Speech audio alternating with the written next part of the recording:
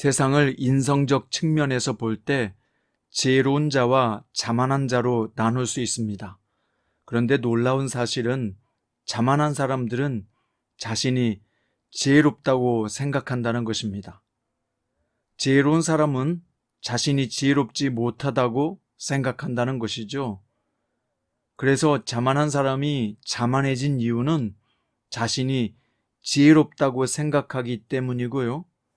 지혜로운 사람이 더 지혜로워지는 비결은 자신이 지혜롭지 못하다고 생각하기 때문입니다.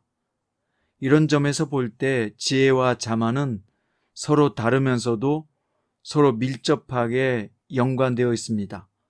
오늘 본문은 지혜로운 사람과 자만한 사람의 대결 구도입니다. 오늘 본문은 에스더서 5장 1절부터 14절이고요. 그 중에서 1절부터 5절 말씀까지 읽겠습니다. 제3일에 에스더가 왕후의 예복을 입고 왕궁 안뜰 곧 어전 맞은편에 서니 왕이 어전에서 전문을 대하여 왕자에 앉았다가 왕후 에스더가 뜰에 선 것을 본즉 매우 사랑스러움으로 손에 잡았던 금규를 그에게 내미니 에스더가 가까이 가서 금규 끝을 만진지라. 왕이 이르되 왕후 에스더여 그대 소원이 무엇이며 요구가 무엇이냐 나라의 절반이라도 그대에게 주겠노라 하니 에스더가 이르되 오늘 내가 왕을 위하여 잔치를 베풀어 싸우니 왕이 좋게 여기시거든 하만과 함께 오소서 하니 왕이 이르되 에스더가 말한 대로 하도록 하만을 급히 부르라 하고 이에 왕이 하만과 함께 에스더가 베푼 잔치에 가니라. 아멘. 오늘 말씀의 제목은요, 지혜와 자만의 대결입니다. 에스더는 금식한 지 3일째 되던 날에 왕후의 예복을 입었습니다. 예의를 갖춘 것이죠. 그리고 대궐의 안뜰에 섰습니다. 때마침 아하수에로 왕은 왕의 보좌에 앉아 있었습니다. 그때 왕이 에스더 왕후를 보았는데 매우 사랑스럽게 보였습니다. 그래서 손에 잡았던 금규를 내밀었는데요. 금규는 왕이 들고 다니는 금으로 만든 쥐봉입니다. 에스더는 가까이 가서 그 홀의 끝을 만졌습니다. 이것은 왕이 에스더의 방문을 허용한다는 뜻이죠. 왕이 에스더의 아름다움을 보고는 웬일이요 에스더 왕후 무슨 소청이라도 있어 당신에게라면 나라의 절반이라도 떼어주겠소. 이에 에스더가 대답하기를 임금님께서 허락하시면 내가 오늘 잔치를 차리고 임금님을 모시고 싶습니다. 하만과 함께 오시면 좋겠습니다. 그래서 에스더의 간청에 아하수에로 왕은 하만을 급히 불러 에스더가 마련한 잔치에 갔습니다. 술을 마시던 왕이 에스더에게 묻습니다. 당신의 간청은 무엇이요? 내가 들어주겠소. 당신의 소청이라면 나라의 절반이라도 떼어주겠소. 이에 에스더가 대답하기를 내가 드릴 간구와 소청은 별것이 아닙니다. 내가 임금님께 은혜를 입게 되어 임금님께서 기꺼이 나의 간청을 들어주시고 나의 소청을 받아주시겠다면 나는 내일도 잔치를 차리고 두 분을 모시고 싶습니다. 임금님께서는 하만과 함께 오시기 바랍니다. 그때에 임금님의 분부대로 나의 소원을 임금님께 아뢰겠습니다. 라고 대답한 것입니다.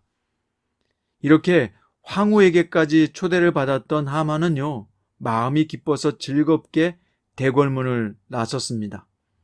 그때 대궐문 앞에 앉아있는 모르드게가 자신을 보고서도 일어나지도 않고 몸을 움직이지도 않는 것을 보고 화가 잔뜩 치밀어 올랐습니다. 하지만 그 분노를 꾹 참고 집으로 돌아와서는 자신의 친구들과 아내를 불러서 자신이 왕과 함께 황후의 잔치에 초대된 것과 내일 또 초대를 받았다는 이야기를 자랑스럽게 늘어놓았습니다. 자신이 이제 공식적으로 페르시아 제국의 2인자임이 증명됐다는 듯이 떠버렸던 것입니다. 하지만 자신에게 예의를 갖추지 않는 모르드게를 생각하면 그는 화가 치밀어 올랐습니다. 그러자 그의 아내와 친구들은 하만의 위상을 더욱 높이기 위해서 23m의 나무를 세워서 모르드게를 그 나무에 매달아 버릴 것을 왕에게 간청하라고 충동질했습니다. 그러자 하만은 그들의 말을 좋은 생각이라고 여기고 곧 장대를 세우라고 명령하게 되죠. 이게 오늘 본문의 내용입니다. 오늘 이 본문의 말씀을 통해서 하나님은 우리가 무엇을 배우기 원하며 어떻게 우리 삶에 적용하길 원하실까요? 우리는 본문을 통해서 에스더와 하만을 비교해보고 그들이 무엇이 다르며 어떤 점이 본받고 어떤 점을 버려야 하는지에 대해서 배울 수 있습니다. 먼저 에스더의 지혜입니다. 에스더는 모든 일을 지혜롭게 판단하고 행동한 여자죠. 그녀는 남편이지만 왕에게 갈 때도 예의를 갖추었고요. 왕이 뭐라든지 소원을 말해라고 해도 당장 말하지 않았고요. 먼저 소통하며 마음을 열 수 있는 시간을 주었습니다. 또한 에스더는 하만이 꾸민 몹쓸 짓을 알면서도 그를 초청해서 그의 됨됨이를 살피고자 했습니다. 에스더는 다급하고 위중한 일이었지만 신중하게 하나하나 처리했습니다. 이게 바로 에스더의 지혜입니다. 자, 그런데 하만은 모든 일을 즉흥적으로 기분대로 처리합니다. 하만처럼 자신을 과시하고 높이는 사람의 특징이 있습니다. 그들이 자랑스럽게 여기는 것은 무엇일까요? 첫 번째는 자기의 큰 영광인데 그것은 막대한 재산입니다. 하만은 많은 재산이 자신을 돋보이게 해준다고 여겼던 것이죠. 두 번째, 자녀가 많은 것도 과시할 거리였습니다. 9장에 보면 하만에게는 10명의 아들이 있었는데요. 많은 아들도 자신을 돋보이게 해주는 도구에 불과했다는 것입니다. 세 번째는 지위입니다. 하만은 자신의 관직이 자신의 가치를 결정한다고 생각했습니다. 페르시아 왕궁의 신하들 중에는 자신보다 높은 사람은 없다고 생각했던 것이죠. 하만의 마음에 들지 않는 한 가지는 오직 모르드게였습니다.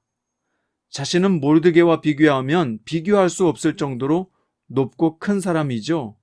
하지만 하만은 만족을 할 줄 모릅니다. 그는 99개를 가지면 하나를 더 가져서 채워야 하는 탐욕이 그를 지배하고 있었습니다. 하만은 비위에 거슬리는 모르드게를 높은 장대에 매달아 본보기로 죽이고 모든 사람들이 자신을 신처럼 추앙하길 원했습니다. 그래서 하만의 욕구는요, 지독하게 마귀를 닮아 있습니다. 사랑하는 성도 여러분, 여러분을 빛나게 해주는 것이 무엇이라 생각합니까? 가진 돈이라 생각하나요? 또는 성공한 자녀라고 생각합니까? 아니면 성공한 자신의 직이라고 생각합니까? 어떤 사람이든지 자신을 높이고 자랑하고 싶어하는 본능이 있지요. 그런데 이런 것은 다 헛되고 부질없는 자랑일 뿐입니다. 진정한 가치는요, 이러한 것들에서 얻어지는 게 아닙니다. 자신의 진정한 가치는 모든 외적인 조건을 다 떼버리고 오롯이 하나님 앞에 홀로 섰을 때 그때 그 가치를 알 수 있습니다. 에스더와 하만을 비교해서 볼 때 지혜로운 사람과 자만한 사람의 특징을 볼 수 있습니다. 지혜로운 사람은 즉흥적으로 기분대로 행동하지 않고요. 신중하게 생각하고 멀리 보며 행동합니다. 하지만 자만한 사람은 항상 자신이 중심이고 즉흥적이며 기본이 중요하고 얼마나 자신이 높은 사람이고 파워가 있는 것을 드러내고 싶어 한다는 것입니다. 사랑하는 성도 여러분, 지혜롭게 생각하고 판단하십시오. 자신에게 지혜가 부족하다고 생각하는 사람은 야고보서 1장 5절 말씀을 기억하세요. 너희 중에 누구든지 지혜가 부족하거든 모든 사람에게 후히 주시고 꾸짖지 아니하시는 하나님께 구하라. 그리하면 주시리라. 아멘. 잠언의 시작은 다윗의 아들 이스라엘의 왕 솔로몬의 잠언이라. 이는 지혜와 훈계를 알게 하며 명철의 말씀을 깨닫게 하며 지혜롭게 공의롭게 정의롭게 정직하게 행할 일에 대하여 훈계를 받게 하기 위해서 잠언서가 기록되어 있다고 말씀하고 있습니다. 또 잠언 3장 13절에 보면 지혜를 얻은 자와 명철을 얻은 자는 복이 있나니 이는 지혜를 얻은 것이 은을 얻은 것보다 낫고 그 이익이 정금보다 나음이니라. 지혜는 진주보다 귀하니 내가 사모하는 모든 것으로도 이에 비교할 수 없도다 라고 말씀했습니다. 사랑하는 성도 여러분, 무엇이 지혜일까요? 우리는 어떤 지혜를 추구해야 합니까? 시편 111편 10절에 보면 여호와를 경외함이 지혜의 근본이라. 그의 계명을 지키는 자는 다 훌륭한 지각을 가진 자이니 여호와를 찬양함이 영원히 계속되리로다 라고 말씀했습니다. 여러분과 저에게 자만이 아니라 지혜가 있기를 바랍니다. 지혜롭게 되려면 자신을 지혜롭다고 여기지 않고 지혜의 근본이신 하나님을 가까이 해야 합니다. 오늘 또 자만이 가득 찬 세상에서 하나님께 지혜를 받아 그 지혜로 세상을 능히 헤쳐나가는 승리하는 그리스도인들이 되시길 주님의 이름으로 축원드립니다. 기도드립니다. 사랑하는 주님, 하만에게서 자만을 보았고 에스더에게서 지혜를 보았습니다. 주님, 우리는 지혜로운 자의 길을 따르도록 인도해 주십시오. 그래서 우리도 지혜로운 자의 아름다운 결말을 맞이하게 해 주십시오. 오늘 또 지혜의 근본이신 예수님의 이름으로 기도드립니다.